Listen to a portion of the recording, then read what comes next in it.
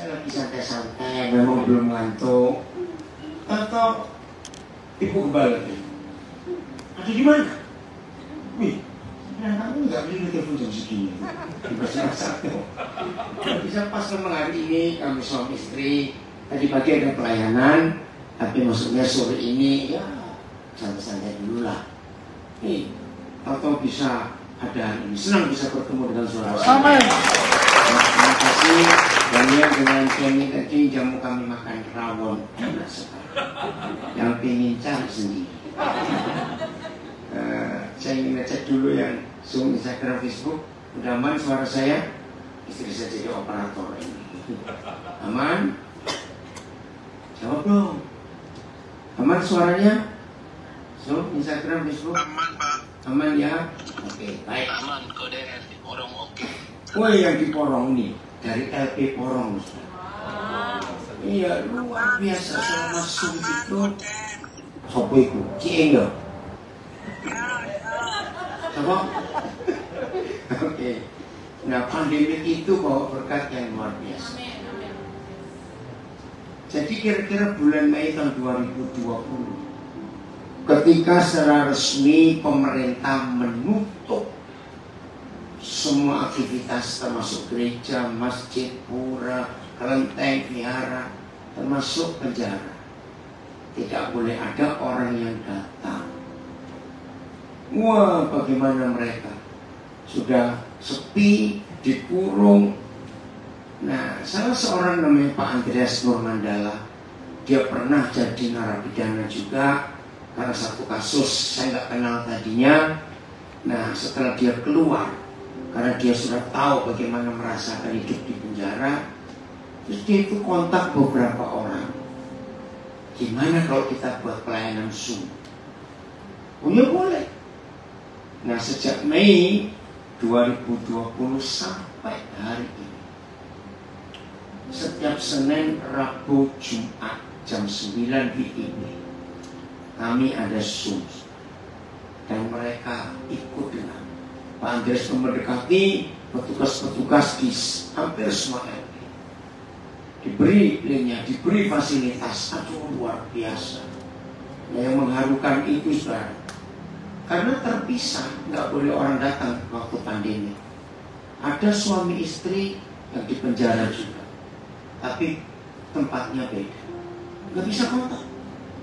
Ada mama yang di penjara sudah lama nggak ketemu anaknya. Saudara, waktu ada Zoom ini, hampir setiap kali waktu itu Senin, Rabu, Jumat ya, besok ada lagi bersama itu bisa ketemu via Zoom. Itu mengharukan sekali. Satu kali ada seorang mama yang sudah di penjara hampir 7 tahun. Keluarganya ada di Salatiga, Jawa Tengah. Mamanya itu ada di Sumatera. Nggak mungkin bisa ketemu. Begitu tahu ada Zoom, itu saudara. Ini mama itu, coba dekatkan pipimu ke kamera. Wih, saudara. Dia bilang, oh mama kangen kamu. Bisa apa ya? Suami istri nggak ketemu, bisa ketemu di Zoom. Dan kisah-kisah yang luar biasa. Setiap Pasca, Natal, selama pandemi itu selalu ada kebaktian ibadah bersama-sama. Puncaknya itu Natal tahun yang lalu, Desember 2022. 512 LP se-Indonesia gabung di Zoom. Menteri memberi izin seluruh Indonesia dari Papua sampai ke Aceh. Nanti Desember ini ada Natal lagi, mereka minta. Hebatnya teknologi ini jadi dipakai untuk kemuliaan. Nah, terus pelayanan berkembang sampai hari ini. Baik, kita mau belajar. Makasih lagi sekali. Yang bikin kaget jam 1:30 malam telepon. Berarti suara sudah diganggu. Kebahas sudah ini. Oke ya. Baik, puji Tuhan. Saudara percaya enggak? Hidup dengan Bapa di surga dan terima banyak janji yang luar biasa. Janjinya memang gratis, karena Papa nggak pernah minta apa-apa dari kita. Tapi pertanyaannya, ada syaratnya nggak? Jawaban ada syaratnya tidak? Ada. Nggak mungkin papa kita memang penuh anugerah, penuh kemurahan, tapi terus seenaknya. Saudara, sama seperti iklan-iklan, seperti banyak perusahaan sering dapat tawaran bonus, bukan? Betul? Setiap kali ada tawaran-tawaran bonus seperti itu, pasti di kalimat paling bawah, biasanya ditulis kecil sengaja supaya nggak perhatikan, ada kalimat apa? Syarat dan ketentuan berlaku. Jadi kalau saudara dapat brosur hal-hal yang bisa diambil sebagai hadiah, datang ke tempat itu, terus kita tunjukkan ya aplikasi atau brosur atau iklan yang kita terima, terus ada satu saja syarat yang kita nggak bisa penuhi. Boleh marah di situ? Masa satu aja nggak boleh, kurang satu aja. Lo jawaban cepat. Nggak bisa, nggak bisa. Kalau ada di antara kita yang pernah kecewa dengan Tuhan, mungkin sekarang juga sedang kecewa. Aku sudah berdoa loh Tuhan. Saya buktikan ya. Kalau saudara setuju, guyo sing kencang, tertawa yang kencang. Kalau setuju, ya. Biasanya orang Kristen yang sedang kecewa dengan Tuhan itu suka mudat. Tahu kata mudat orang Surabaya? Apa? Ungkit lo pintar semacam-macam. Itu loh kita kurang ajar. Biasanya ungkitnya gini, Tuhan masa lupa perpuluhan saya itu paling rajin. Tuhan, saya ini rajin loh Tuhan, doa pagi, doa siang, doa sore, doa malam. Bagus atau enggak? Tidak. Lu doa pagi, siang, sore, malam, nah kerjamu kapan ya? Nah salah jawab kita. Salah kita. Jangan kebanyakan doa, enggak baik. Nah, kawannya amin. Serius. Banyak khotbah yang salah tentang doa. Doalah sampai batukmu ada stempelnya. Jengking, mungging, gelundung, geblak. Doalah. Kalau syarat dan ketentuannya tidak kita lakukan. Dapat jawaban? Ini masalahnya. Tuhan jauh lebih suka kita kerja. Kayak slogannya Jokowi, kerja. Doa terus. Saya mau menghancurkan doktrin setan di dalam gereja yang berkata banyak doa, banyak berkat. Kurang doa, kurang berkat. Sedikit berdoa, sedikit berkat. Enggak berdoa, enggak ada berkat. Enggak semua bodoh. Itu khotbah yang salah, goblok. Tuhan tidak bisa kita suap dengan aktivitas rohani kita. Kalau kelakuan kita enggak berkenan kepada Dia, maka itu tidak sedikit di beberapa gereja ada anggota kaya raya tapi rajin berbuat dosa. Gembalanya pura-pura enggak tahu karena uangnya masuk terus. Itu mengerikan. Jadi syarat dan ketentuan harus kita perhatikan. Jadi yang suka kecewa dengan Tuhan, lalu suka ngudat-ngudat, ungkit-ungkit. Tuhan, kalau nggak ada makku, gereja ini nggak jadi. Pernah dengar ada khotbah seperti, ada yang saksi seperti itu. Maksudnya apa? Itu tandanya mak saya itu gereja itu dikasih. Apakah kita kira Tuhan bisa kita suap dengan kerohanian kita, aktivitas kita? Nggak bisa. Jadi kalau ada di antara kita yang sedang kecewa dan pernah kecewa dan masih kecewa sampai hari ini, jangan salahkan Tuhan. dengan mengungkit-ungkit jasa-jasa kita. Syarat dan ketentuan berlaku. Mari kita buka ayat pertama ini. Keluaran 15 ayat 26. Keluaran 15 ayat 26. Perhatikan. Firman-Nya, jika aku bagaimana? Sungguh-sungguh. Satu, sungguh-sungguh, tekanan, serius. Ngapain? Mendengarkan suara Yahweh Tuhan. Nomor 2, dan melakukan apa yang benar di matanya. 3, dan memasang telingamu. memegang apa itu? Memasang telingamu kepada perintah-perintahnya. Yang keempat, dan tetap mengikuti segala ketetapannya. 4 ini syarat dan ketentuan. Maka, nah kata maka ini hasilnya. Maka aku Yahweh Tuhan tidak akan menimpakan kepadamu penyakit manapun yang telah kutimpakan kepada orang Mesir, sebab akulah Yahweh yang menyembuhkan engkau. Jehovah Rafa. Dia memang Tuhan menyembuhkan, nggak usah kita lakukan. Tapi syarat dan ketentuan berlaku. 4 syarat dan ketentuan. Kita ulang lagi. Bila kita sungguh-sungguh mendengarkan suaranya, bila kita melakukan apa yang benar di matanya, bila kita memasang telinga kepada perintah-perintahnya dan tetap mengikuti segala ketetapan hukum peraturannya, maka jadi jangan nyogok Tuhan, nyuap Tuhan dengan harta kita dan aktivitas rohani kita. Jangan. Renungkan itu.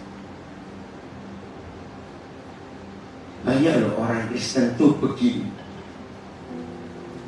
Saya nggak ngomong orang tertentu, kan saya nggak kenal saudara sendiri. Begini. Kalau kita punya pembantu, digaji nggak? Iya, ngomong kerja juga. Setelah kita gaji mereka, kita beri apa? Tugas. Beli atau tidak? Perintah. Kerjakan ini, tolong itu, ini bereskan. Setelah kita gaji, kita beri perintah, ternyata nggak benar. Kita buat apa? Ayo setengah. Kita buat apa? Tegur, betul. Diingatkan. 3-4 kali ditegur, cepat gablek, pecah. Saya balik ya dengan jujur. Ada nggak orang Kristen gitu kan Tuhan? Dianggap pembantu sebab aku sudah beri persembahan dan perpuluhan. Karena apa doaku tidak engkau jawab? Ngeri. Betul? Karena khotbah-khotbah yang menekankan, percayalah saudara, kalau kita memberi, kita akan diberi balik. Tapi lupa, ada syarat dan ketentuan yang berlaku.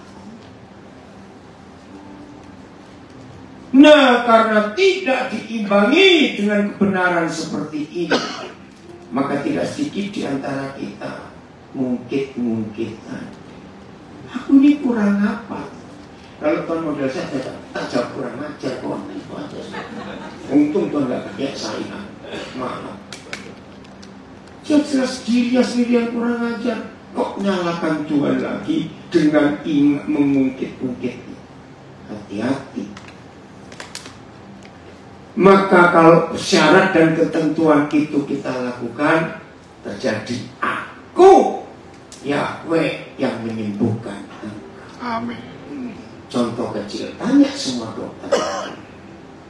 Hampir 80% manusia sakit itu kor-kor cangkem geragas. Betul atau tidak? Enggak, Surabaya enggak ngerti. Apa tuh cangkem geragas? Mulut rakus. Ketok apa timplok. Tapi ini loh masalahnya saudara. Yang papa kita larang kita makan itu enak kabeh. Apa itu? Lu ya enggak itu lihat itu. Semua yang dia larang itu enak. Coba yang dilarang enggak enak, otomatis itu enggak apa-apa. Ya besar nanti sendiri. Nah itu syaratnya. Jadi bagaimana mau sehat kalau melanggar peraturan? Bagaimana? Tapi kalau saudara tanya saya lah, padahal makan babi kok makan, tapi nggak usah banyak-banyak dikit aja. Ngerti ya? Jadi peraturannya ini kita harus ikut, nggak bisa tidak. Tuhan itu sayang kita semua.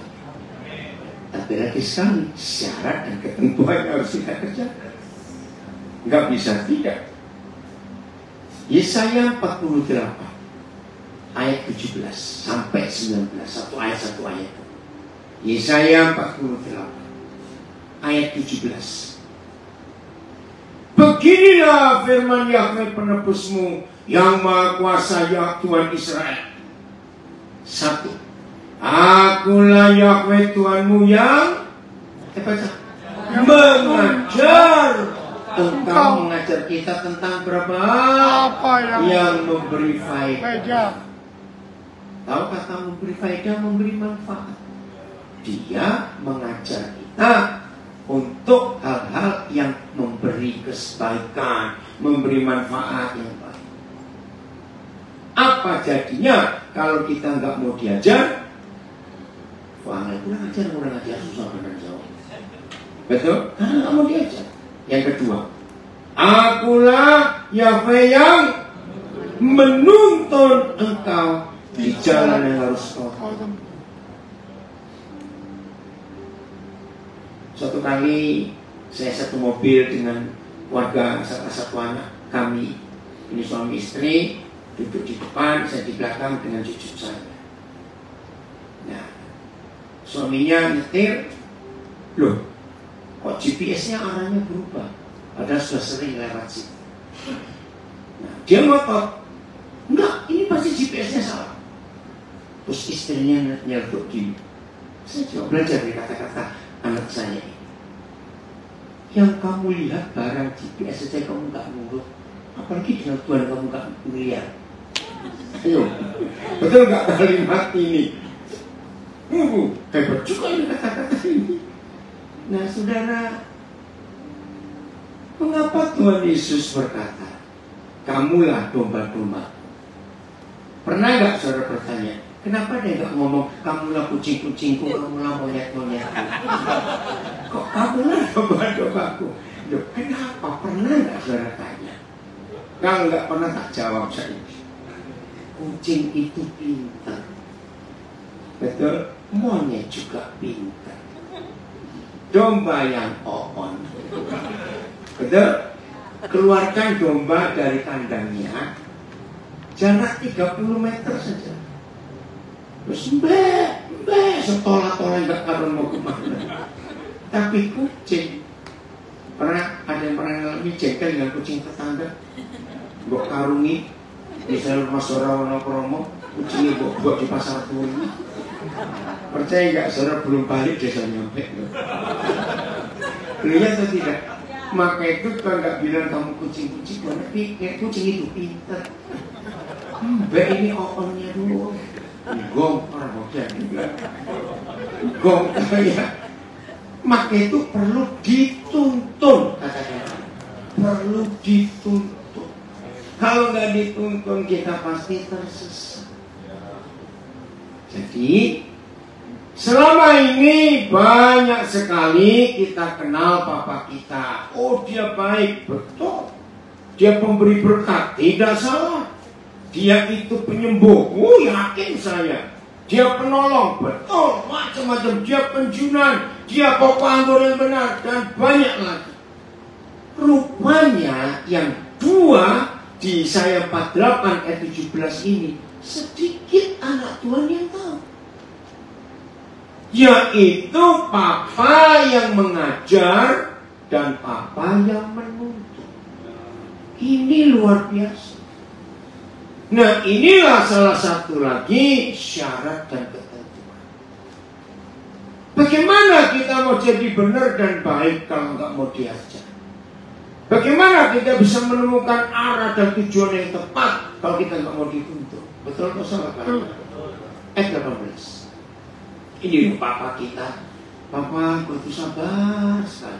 Papa kita sabar nggak? Ya, kita sih nggak sabar. Kata pertama baca. Sekiranya kata. Sudah kata itu satu dan susah. Baca mulai dari hari ini. Apa kata pertama? Sekiranya. Saudara tahu nggak arti kata sekiranya? Dia maksana. Ini yang luar biasa. Dia nggak maksa. Terserah kamu.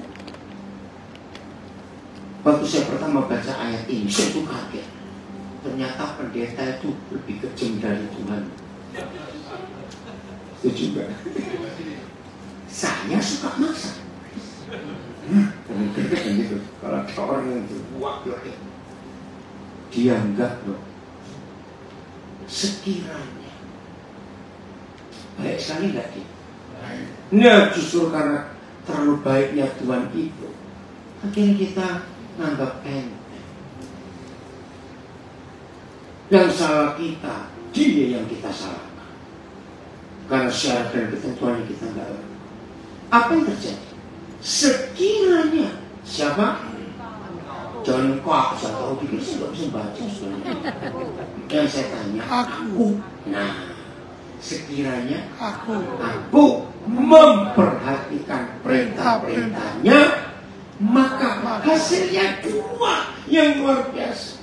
Cuma nurut. Jangan tablek, jangan keras kepala. Nurut. Apa hasilnya kalau kita nurut? Satu, maka apa? Damai sejahtera kita seperti sungai yang tidak pernah kering. Dua, apa kita? Kebahagiaan kita akan terus berlimpah seperti gelombang-gelombang laut yang tidak pernah berhenti. Siapa yang setuju? Saya katakan kalimat ini. Kalau damai sejahtera kita seperti firman ini dan kebahagiaan kita seperti firman ini, nggak bisa dibandingkan dengan uang berapa triliun rupiah sekali. Setuju? Luar biasa. Selama berapa hari di Surabaya, salah seorang anak kami bukakan kami kamar hotel yang cukup mewah di daerah Tunjungan Embong Malang. Terus tadi siang habis ibadah, salah satu anak kami ngantar kami balik. Oh, nginap di sini? Iya. Kasihan loh pemiliknya. Sampai hari ini kena stroke, nggak sadar sudah koma berapa tahun. Oh iya. Wih, waktu dengar itu kami masuk ke lobi, masuk ke lift, naik ke lantai sekian belas. Bayangkan, duit begitu banyak, nggak bisa apa. Maka itu lihat firman. Damai sejahtera kita akan seperti sungai yang tidak pernah kering, dan kebahagiaan kita akan terus berlimpah. Hanya karena nurut. Maaf ya, yang susah tidur jawaban. Yang gampang tidur itu orang kaya atau orang pas-pasan? Bisa tanya. Jawaban cepat. Yang gampang tidur itu orang kaya atau orang pas-pasan? Betul. Kamu coba bikin soge, susah tidur. Jadi tempat tidur, ngantuk, capek, kedip-kedip terus. Maaf, dan itu terbukti. Tapi orang kaya yang cinta Tuhan gak pelit, pasti susah. Amin. Oh, berdua amin. yang sering gangguan asam lambung.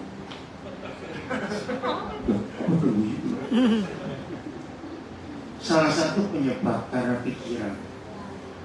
Tapi secara fakta saya pesannya, yang punya gangguan asam lambung, coba stop makan roti apapun juga yang ada gluten.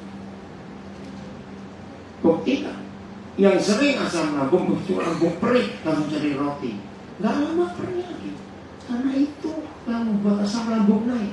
Jangan. Lebih baik saudara makan yang rebus-rebusan. Sukun itu sehat.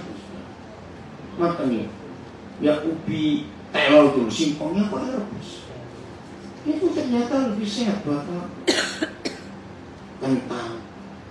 Jangan roti yang hasil lambungnya perih. Coba saja. Itu nggak sehat yang dari kandung gluten namanya. Cari di Google. Saya sampai hari ini saya nggak tahu gluten itu bahasa Indonesianya apa. Tapi itu kandungan di dalam tepung dan kandung. Itu ternyata mujizat. Siapa yang tekanan darahnya nggak normal? Nah, saya punya bukti tes.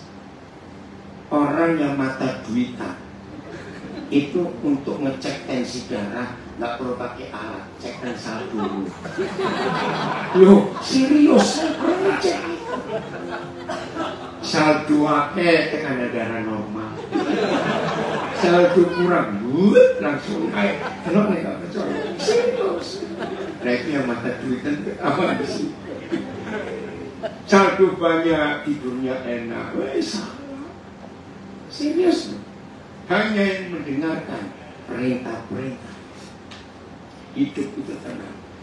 Maka itu kalau seringkali ada gangguan di fisik kita, ya, minggu pertama jantung, minggu kedua gangguan ginjal, minggu ketiga gangguan liver, minggu keempat gangguan dompet. Nah, kapan sehatnya?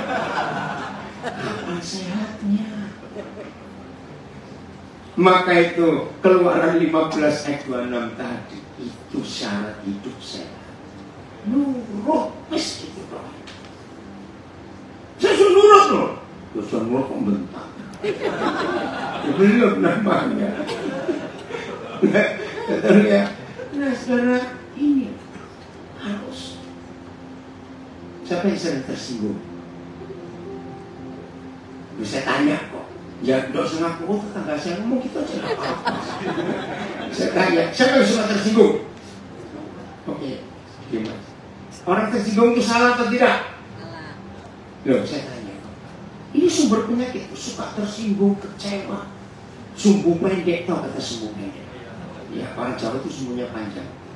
Begitu dinyalakan apinya, dok. Yang sumbu pendek, jebret, dok langsung. Nah, yang sumbu pendek itu penyakitnya pasti banyak. Ya atau tidak?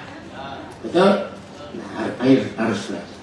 Mengapa Tuhan Yesus memberi hukum? Mengampuni. Betul? Siapa yang diampuni? Nomor satu, mertuamu dulu. Nomor satu. Ampuni orang yang menyakiti, yang menganiaya, yang membenci. Betul ya?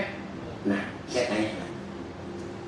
Kalau ada orang tersinggung berarti ada yang nyinggung. Saya tanya lagi. Menurut saudara yang salah yang nyinggung atau tersinggung? Menurut saya Tersinggung. yang tersinggung. Pintar apa ya Pak? Cuma itu pintar. Betul. Bagaimanapun yang suka nyinggung itu nggak pernah salah. Yang salah yang tersinggung. Ada bunyi. Terus saya punya prinsip dari Roh Kudus yang luar biasa. Yang suka tersinggung ini Bapak. Orang yang suka tersinggung itu ngeri loh. Dia lagi berdiri, di samping kanannya ada orang hidungnya digatal, nggak kenal ya. Nah karena dia malas garuk, semua hidungnya boleh. Nah, yang suka tersinggung noleh. Ngapain kamu ngeledek aku? Gila kan? Nah, orang seperti itu. Ada nggak saya tanya? Ada. Nah ada orang matanya gatal kelilipan terus gede-gede. Sesuatu juga. Apa yang kamu ngeliatin aku? Ini ilustrasi yang saya dapat dari Roh Kudus. Siapa pernah ngalami ada luka di jari, tapi nggak rasa? Rasa perih ketika saudara makan soto meres jeruk. Betul ya? Nah, sakit ya? Sakit. Nah, dengan baik-baik. Yang suka tersinggung belajar lagi. Ada nggak orang yang begitu meres jeruk perih, wah dia marah, terus marah pada jeruknya, jeruk kurang ngajar kok ya? Nyakitin aku. Ada yang gitu nggak? Kalau ada ya, jangan sungguh. Tapi itu terjadi. Ada jeruk dekat saudara. Saya beri contoh. Kalau 10 jari tangan kita nggak ada luka, merasa jeruk 1 kilo, rasa perih nggak? Ya cuma pegel kan, aku jeruk 1 kilo bersih. Itu nganggur sekali. Nah, jadi kalau di jari kita nggak ada luka, nggak apa-apa meres jeruk segitu banyak. Betul? Ayo, sing salah kawan ke jeruk nih. Salah jawab Pak Mas. Yang salah siapa?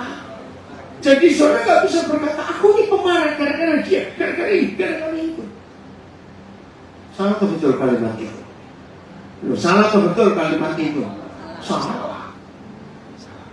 Semua tergantung dari kita. Suami istri yang hobinya rajin bertengkar, enggak enak teman. Tapi ada enggak? Saya tanya ada enggak? Salah banyak. Bertobat. Dan kalau ditanya lo kenapa begitu? Ya salah dia juga gara-gara dia. Ya peristiwa Taman Eden kembali lagi.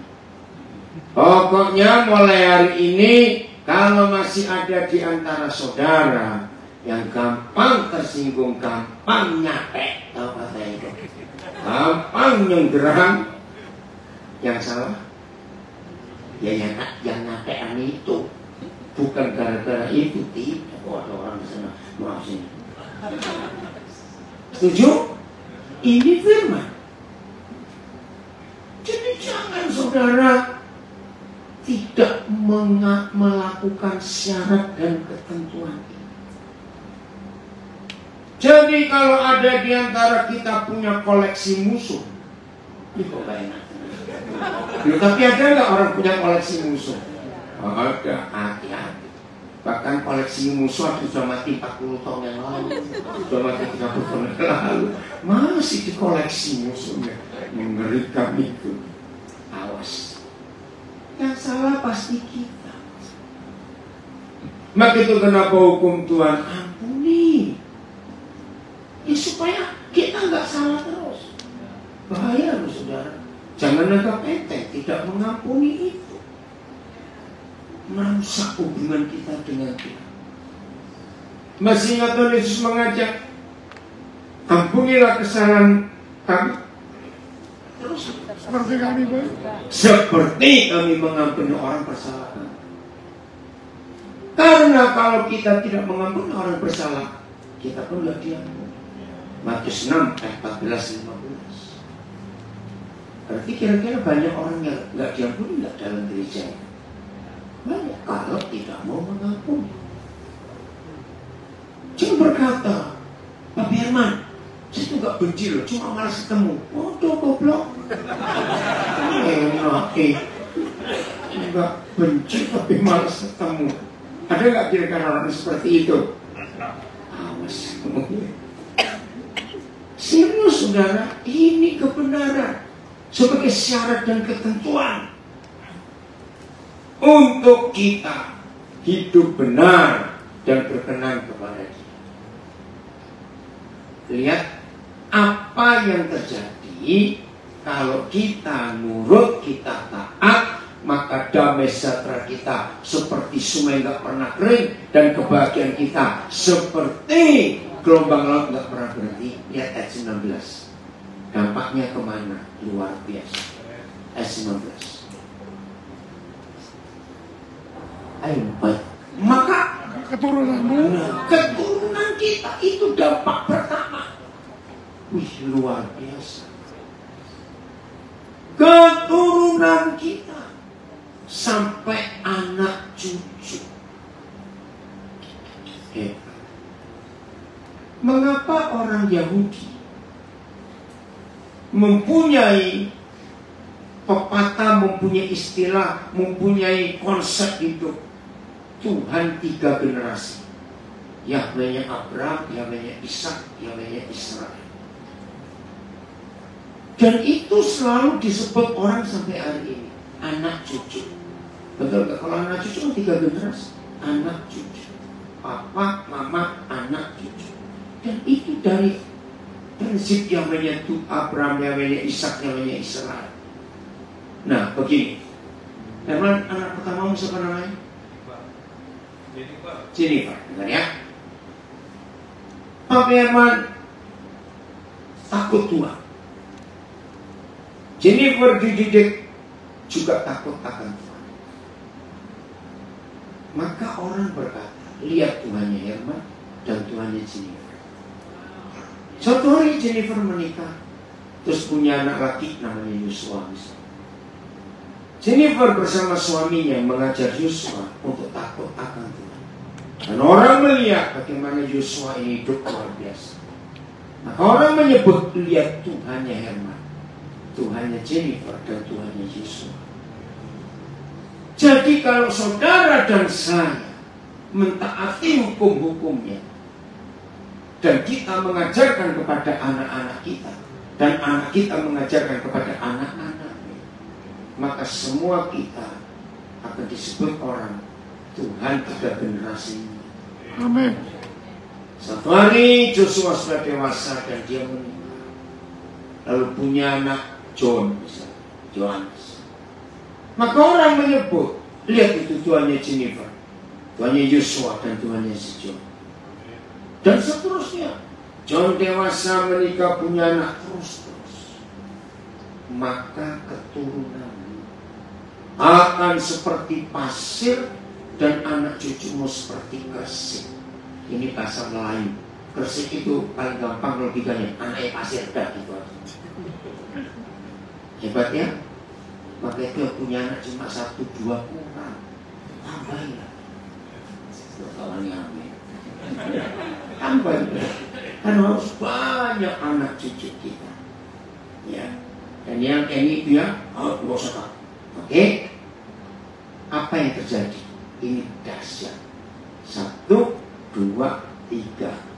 Nah, bocor nggak bisa begini. 1, 2, 3. Nama mereka tidak akan dilihatkan atau ditiadakan di hadapanku, kata Yahweh Tuhan Israel. Amin. Amin.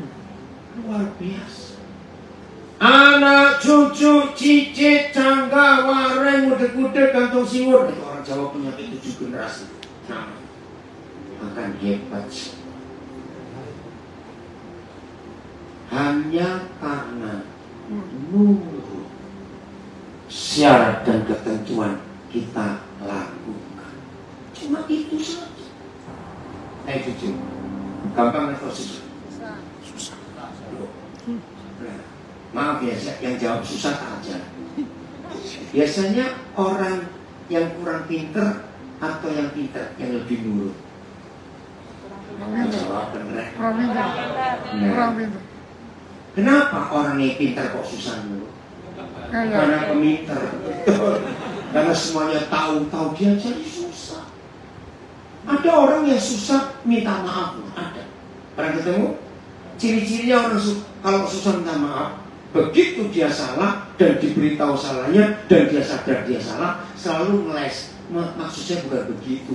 Enggak selubung. Enggak begitu. Loh, itu orang yang enggak pernah minta maaf.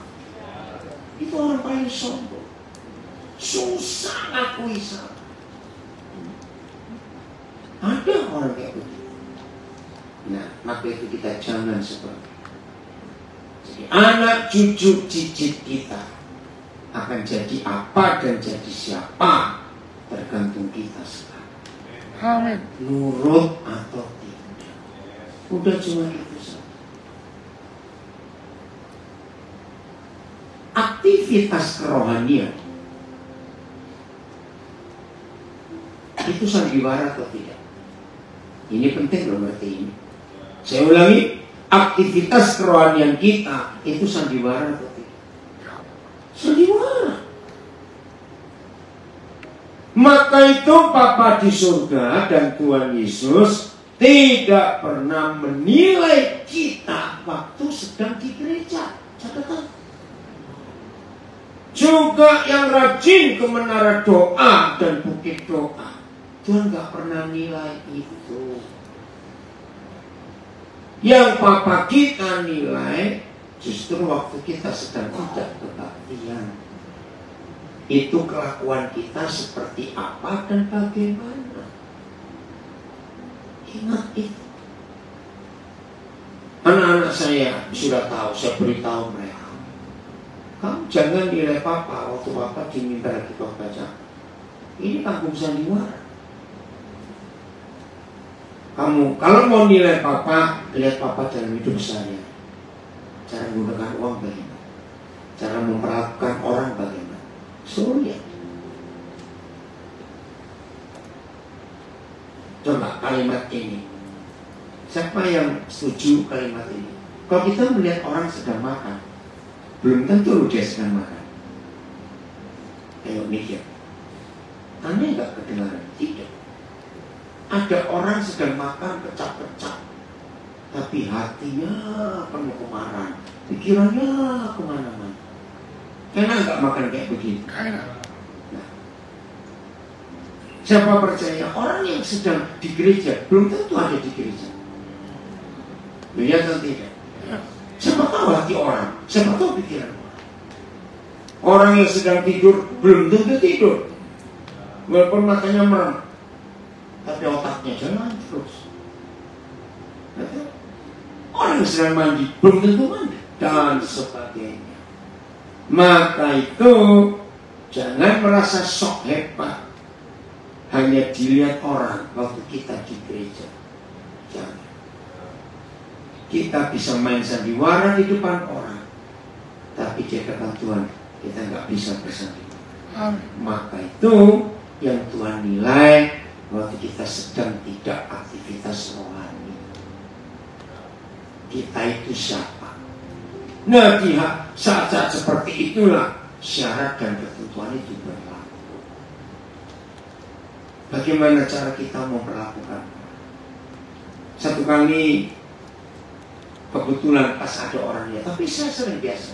Contohnya, kalau saudara lagi antri bayar, ya entah di mana saja, pokoknya lagi antri bayar.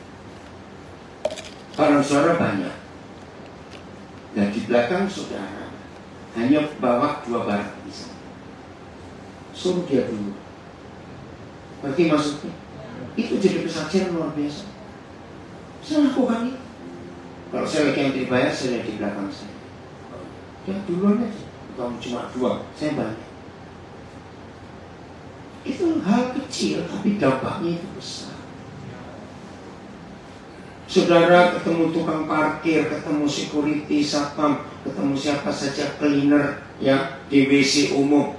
Kalau di dadanya ada namanya, sapa lagi. Itu satu penghargaan. Apalagi kalau sudah tahu ada namanya, hei, awas gitu. Ada namanya. Pak, saudara lewat satu tempat, ini kebiasaan saya. Saya ajari anak-anak saya. Ada orang nyapu, ada orang ngepel, berhenti sejenak, terima kasih ya, dibersih. Itu suatu penghargaan yang luar biasa untuk orang-orang itu. Dan inilah karakter Yesus yang harus kita ajarkan kepada banyak orang. Ajari anak-anak kita. Hasilnya ini gak main-main. Nama anak, cucu, cicit dan seterusnya gak akan dihapus di hadapan Tuhan. Artinya kalau kita sudah mati lama sekali dan mereka masih ada di dunia ini, nama Tuhan dipermuliakan lewat mereka. Hebat sekali kebenaran ini yang kita harus lakukan setiap saat dalam hidup kita. Mazmur 18 mulai ayat 21. Jadi jangan kita suka marah, kecewa dengan Tuhan. Kenapa doaku nggak dijawab? Kenapa begini? Yahweh memperlakukan aku. Apa kata lain memperlakukan? Yahweh memperlakukan aku. Apa kata lain memperlakukan? Ayo. Mengerjakan sesuatu, berbuat sesuatu sesuai, baca itu, sesuai dengan kebenaranmu. Ada syaratnya. Loh, ada syaratnya. Ia membalas kepadaku sesuai dengan kesucian tanganku. Artinya, agama, catat ya, agama itu satu-satunya tempat yang paling aman. Orang kaya karena hasil kejahatan dan dicuci di agama. Merasa kalau sudah memberi untuk agama, untuk Tuhan, itu merasa aman. Itu kurang ajar. Berarti orang itu nyuap Tuhan dengan hasil kejahatan. Maaf, ada banyak lembaga-lembaga keagamaan yang pelayanan sosialnya luar biasa. Kok bisa makin hebat? Karena orang-orang kaya yang banyak duitnya hasil kejahatan dicuci di situ, rajin memberi. Maaf saya. Jadi kalau hasil usaha kita karena kenajisan tangan kita, ya, dia memperlakukan kita sesuai dengan kebenaran kita, dengan kesucian tangan kita. 22. Sebab aku tetap mengikuti jalan Tuhan dan tidak berlaku fasik terhadap Tuhan. Kembali kita menemukan syarat dan ketentuan berlaku. 23. Sebab segala hukumnya kita apakan? Perhatikan. Berarti kita lakukan, bukan? Segala ketetapannya tidaklah kujauhkan daripada. Berarti hidup kita terus nyantol kepada perintah, hukum, ketetapan, peraturan Tuhan. Terus di situ. Kalau Tuhan berkata ampuni musuhmu, ya harus diampuni. Karena itu hukumnya, itu ketetapannya. Nggak bisa kita seenaknya terus berkata, yang penting aku beri persembahan. Nggak bisa, enak aja. Itu nyuap Tuhan namanya. Jangan. 24. Aku berlaku tidak bercela. Apa kata lain bercela? Tidak bercela, berlaku benar, berlaku kudus di hadapannya. Dan menjaga hidupku, diriku terhadap kesalahan. Artinya berusaha betul-betul untuk nggak buat salah. Usaha. Itu yang dia cari. 25. Karena itu. Nah, kalimat karena itu hukum sebab dan akibat. Kalau semua kelakuan kita, perbuatan kita, perkataan kita, pikiran kita sesuai dengan semua yang Tuhan ajarkan, karena itu Papa ngapain? Membalas kepadaku sesuai dengan kebenaranku, sesuai dengan kesucian tanganku. Nah, bukan di depan mata orang. Kalau di depan mata orang kita bisa bersandiwara dan bisa pura-pura. Awas, yang cuma kelihatan sok mesra suami istri kalau di luar rumah, tapi di rumah kayak Tom and Jerry. Berubah terus. Ada suami istri seperti itu. Anak-anak lihat papa mamanya main sinetron seperti ini. Setuju anak-anak? Saya dengar ya. Jujur, ada ilustrasi satu hari. Ada satpam Kristen baru kerja di sebuah mall. Nah, dalam 3 bulan mulai kerja, Satpam Kristen ini setiap weekend, Sabtu atau Minggu, selalu melihat ada opa oma yang rukun sekali. Opa selalu gandeng oma kalau jalan. Nah, sampai suatu hari Satpam ini negur, nanya, aduh Bapak Ibu, saya Satpam baru di sini. Tapi saya perhatikan setiap Sabtu atau Minggu Bapak Ibu ini selalu ke mall dan aduh mesra sekali gandeng. Oma jawab enteng, ini gak gandeng Pak. Saya pegang tangannya karena dia suka belanja. Nah, mesra gak? Enggak. Maka itu jangan berbuat apa saja di depan orang kelihatan bagus. Lakukan apa saja di depan mata, maka kita nggak bisa bohongin Tuhan. Itu lihat ayat 26. Terhadap orang yang setia, Papa kita buat apa? Berlaku setia. Terhadap orang yang tidak bercela, orang yang lurus, orang yang benar, engkau berlaku tidak bercela. 27. Terhadap orang yang suci, engkau berlaku suci. Ini dia. Tapi terhadap orang yang bengkok, orang yang munafik, orang yang pura-pura, orang yang suka nyalakan orang, engkau berlaku belah-belit. Ini gak enak benar. Mari lu saya lihat ayat ini. Di Satpam Multimedia ada aplikasi Sabda enggak? Ada, coba carikan Sabda. Nah, saudara, kalau yang belum pernah punya aplikasi Sabda, unduh. Sayang untuk HP Sabda ini nggak bisa keluar semua. Sabda ini aplikasi buatan saudara kita di kota Solo. Keren. Sabda ini sudah ada lebih 20 tahun di Indonesia. Tapi terakhir mereka makin enak. Di dalam aplikasi Sabda ini ada ratusan Alkitab dalam bahasa apa saja. Untuk bahasa Indonesia saja kira-kira ada 14 versi. Bahasa Inggris ada banyak sekali. Bahasa-bahasa asing, apa saja. Bahasa-bahasa suku Jawa kalau nggak salah ada 4 versi sudah. Keren. Bahasa Madura ada, bahasa apa saja. Sabda. Nah, coba Sabda keluarkan aplikasi yang BIS atau yang AYT. Saya mau tahu ini, yang ayat 27. Ada nggak? Nggak ada. Dari undur kali kira. Ya, hari ini. Nggak ada? Oke, yaudah. Terhadap orang yang suci engkau berlaku suci. Terhadap orang yang bengkok, ayo Tuhan tolong kami, nggak mau.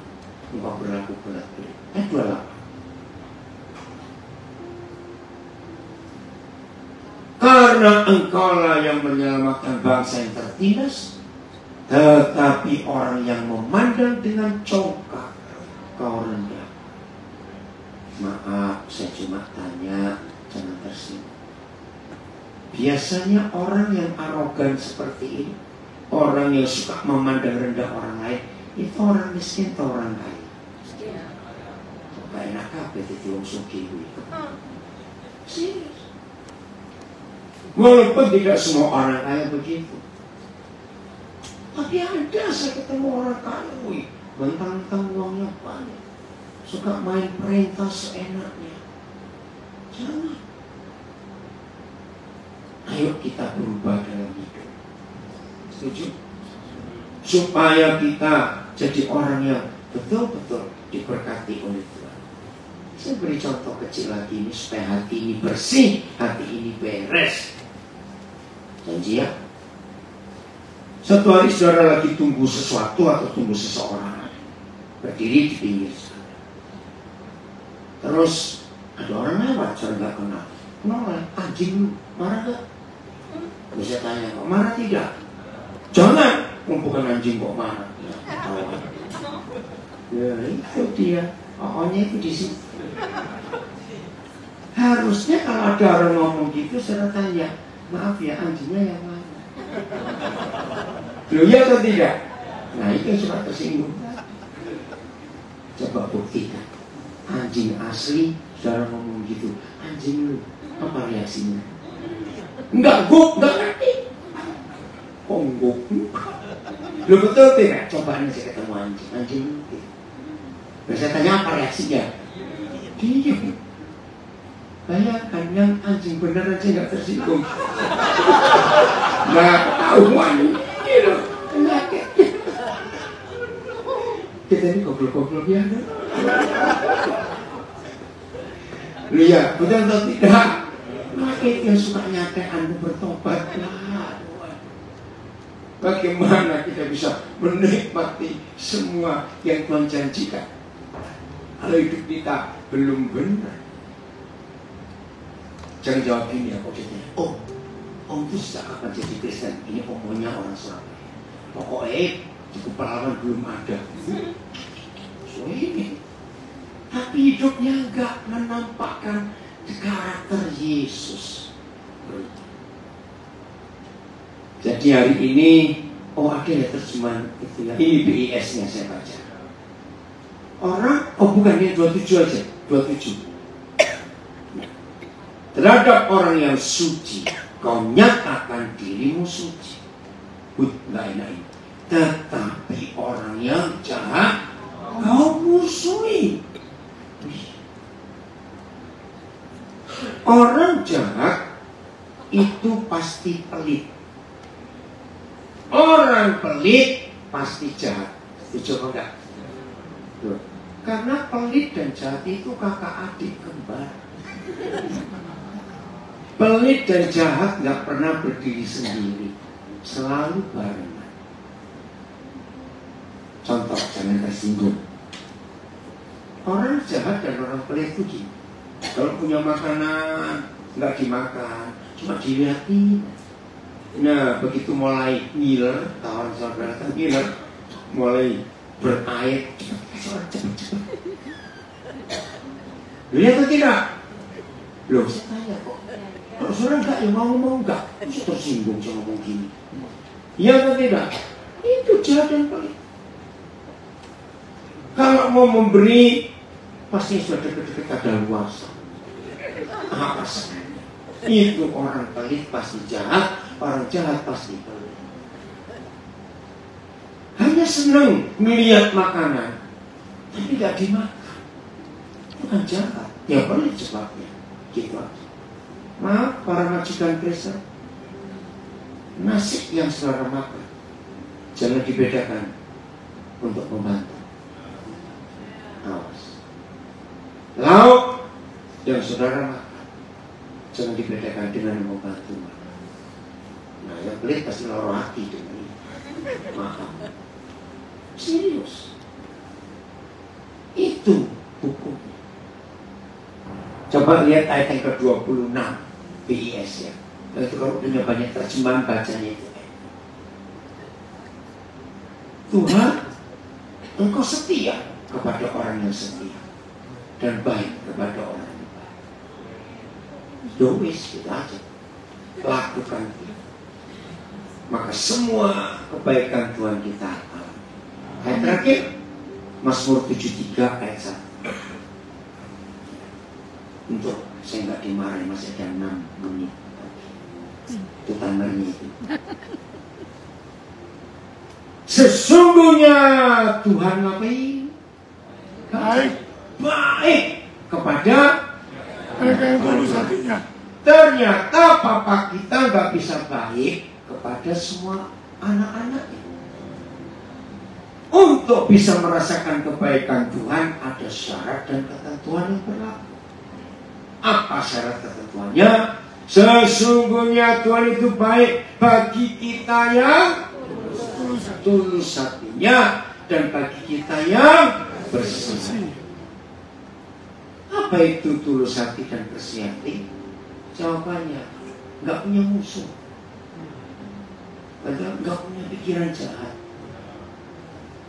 Orang yang suka curigaan, sebetulnya itu dia sendiri yang suka melakukan dan dia nuduh orang lain melakukan. Jadi orang curiga itu jahat. Mazmur Asaf PS. Sungguh baiklah Tuhan bagi umatnya, bagi yang berhati murni, tulus, nggak ada motivasi yang tersembunyi, nggak ada. Nah, ini syarat dan ketentuan. Jadi kalau saudara nyanyi betapa baiknya Engkau Tuhan, sambil meriksa diri, baik benar atau baik setengah, gitu ya.